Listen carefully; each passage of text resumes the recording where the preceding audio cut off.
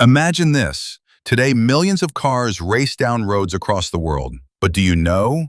What did the world's first car look like? Did it even have a steering wheel or a roof?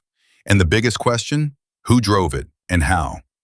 Today, we take you back to the year 1885. The year was 1885. A German mechanical engineer, Carl Benz, was working on a vehicle that would run without horses, without pedals, powered solely by an engine. And finally, he built it, the Benz Patent Motorwagen, the world's first gasoline-powered car. It was a three-wheeled, open carriage with a small engine, just 0.75 horsepower. No steering wheel, no brake lights, but this was the beginning. But his wife, Bertha Benz, was ready to make history. In 1888, without informing anyone, she took her sons on a 106 kilometers journey in the Benz Motorwagen. There were no fuel stations. She bought Ligroin, a petroleum solvent, from a chemist. She even made mechanical repairs herself on the way.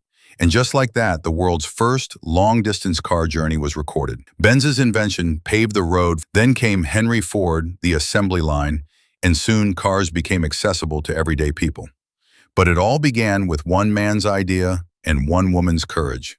From today's sports cars to electric vehicles, every road leads back to that first car. Carl Benz turned the wheel. Bertha Benz put it on the road, and the world learned to move on wheels.